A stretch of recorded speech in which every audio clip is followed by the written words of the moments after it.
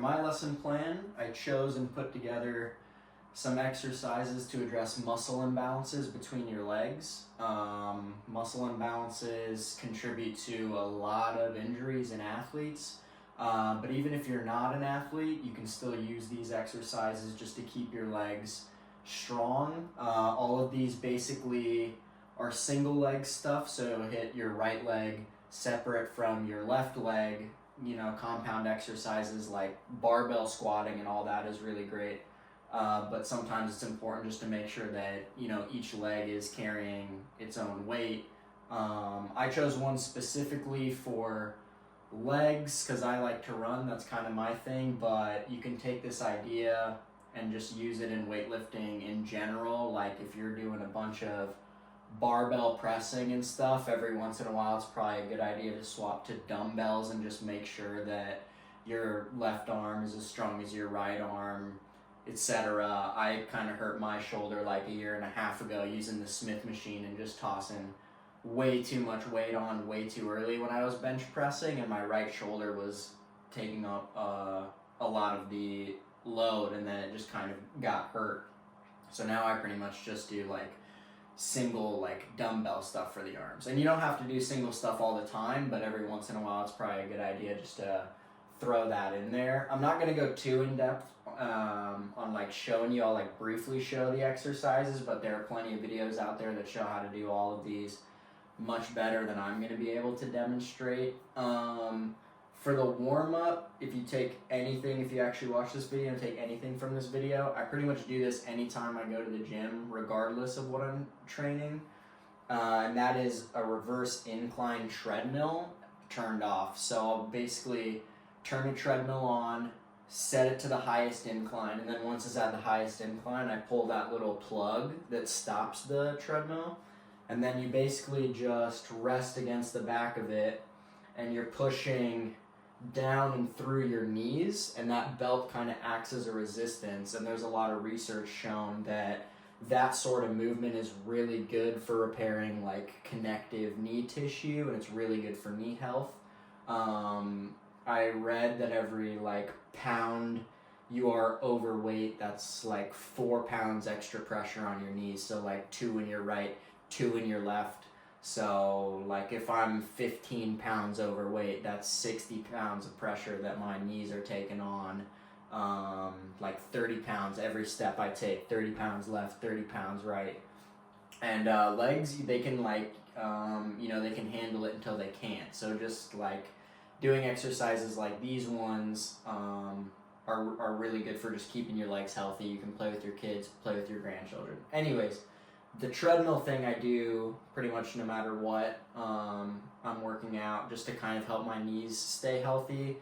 You don't need a treadmill though. You can just walk backwards up a hill, and it produces roughly the same effect. The best way to do it is to basically get a weight sled and tie yourself to it, and then walk backwards with a weight sled. But I've never belonged to a gym that's had that kind of equipment. It's pretty rare.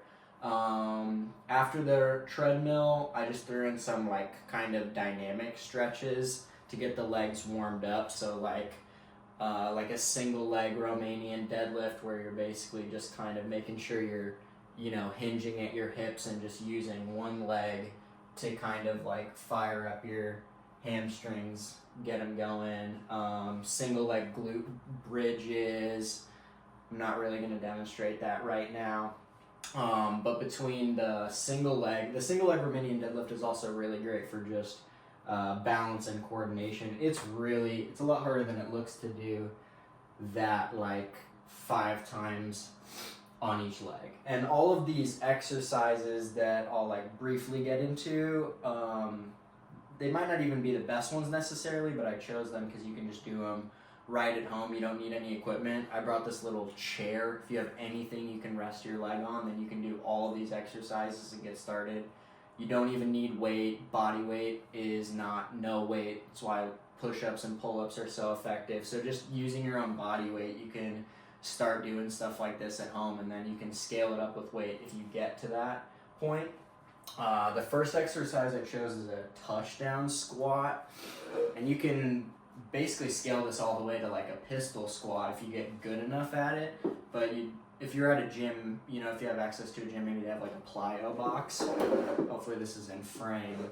And you basically just stand with one leg, and then you work on kind of lowering yourself to varying, you know, degrees. You can start really high, and then when you get really good at it, you can just do it from the floor. And that way when you go to do like big squats with the barbell rack, you've kind of made sure that both of your legs are able to kind of carry your body weight, which I think is, you know, a pretty cool thing. Second one's super easy, box step ups. All these are like really pretty easy. I would just say focus on, you know, making sure you have good form and control as always. But I mean, it's really as simple as just making sure you can kind of lift yourself up with one leg. Try and really control the way down. Same kind of deal. A Bulgarian split squat. You basically rest your back foot against something, and then you are squatting down with one leg, and then eventually you can kind of grab weights and do it like that, but just making sure, you know, you're super controlled.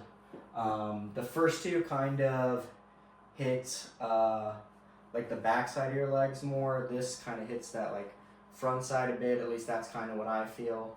For the fourth one, calf raises, these are of course a single leg as well, so I mean you can literally grab like